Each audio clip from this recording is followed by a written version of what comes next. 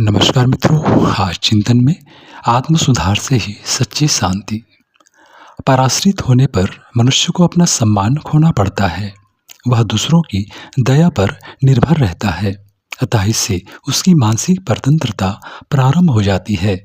यह सबसे बुरी गुलामी होती है। दूसरों की दया कृपा पक्ष पाने के लिए उसे अपनी आत्मा के विरुद्ध जाना पड़ता है, अपनी आत्मा को दबाना पड़ता है।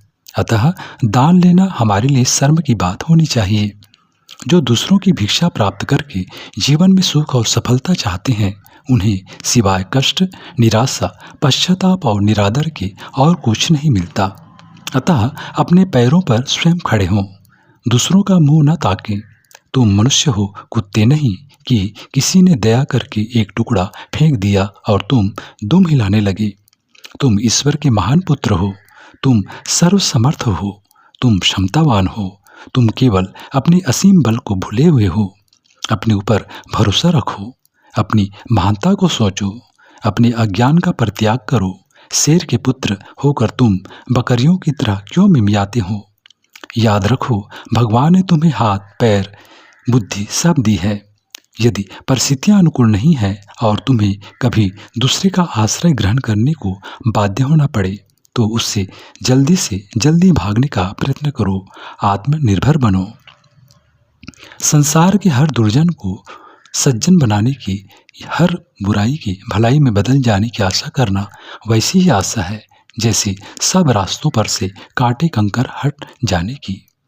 अपने स्वभाव और दृष्टिकोण में परिवर्तन कर सकना कुछ श्रम साध्य, समय साध्य और निष्ठा साध्य अवश्य है, पर असंभव तो किसी भी प्रकार नहीं है। मनुष्य चाहे तो विवेक के आधार पर अपने मन को समझा सकता है, विचारों को बदल सकता है और दृष्टिकोण में परिवर्तन कर सकता है। इतिहास के पृष्ठ ऐसे उदाहरणों से भरे पड़े हैं जिनसे प्रकट है कि आरंभ से बहुत हल्के और ओछे दृष्टिकोण के आदमी अपने दृष्टिकोण में परिवर्तन करके संसार के श्रेष्ठ महापुरुष बने हैं।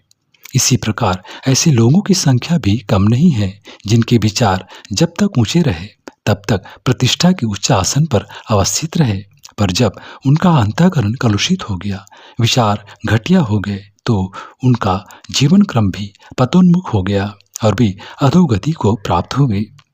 सामाजिक, नैतिक, धार्मिक और राजनीतिक विचारों में अनेक प्रकार परिवर्तन करने पड़ते हैं।